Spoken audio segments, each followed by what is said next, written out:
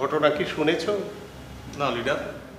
রাস্তায় কোটি টাকার বস্তা পাওয়া যায়। কি বলে?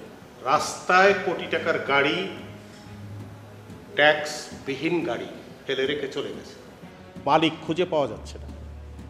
বেগমপাড়ায় বাড়ি, দুবাইতে ফ্ল্যাট, আমেরিকায় ব্যবসা, তারপর মালয়েশিয়ায় সেকেন্ড হোম। এই যে যে কোটি টাকা পাচার হয়ে গেছে বাংলাদেশ থেকে, দেখি ডিবি কি করে, কিভাবে খুঁজে বের করে এদের।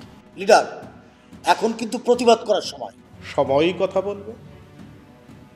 রাজনীতি করে এই জীবনটা শেষ করে দিয়েছি, অথচ আমাদের এতটুকুও মূল্যায়ন করে না। লিডার, কালো টাকা আর বিদেশি গাড়ি যারা এদেশে আনে তাদের বিরুদ্ধে প্রেস ক্লাবে আমরা একটা কনফারেন্স করতে পারি, করলে কেমন হয় লিডার?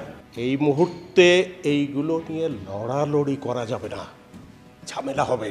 গত আমলে আমি পজিশন পাই নাই, আর পাই নাই বলেই ভালো আছি, এখনো ধরা খাই নাই।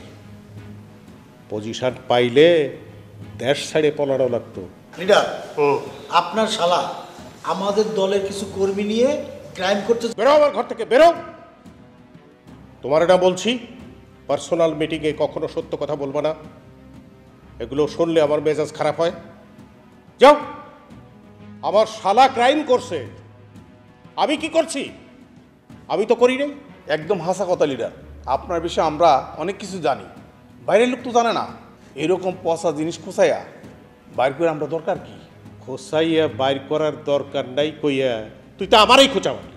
এই, তোরা কি চাস?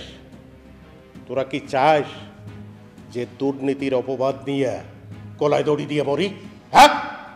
নাকি দুবাই যাইয়া ফ্ল্যাট কিনে আমোদ ফুর্তি করি?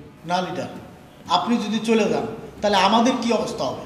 যা হবার তাই হবে, কারণে অকারণে জেল খাটবি।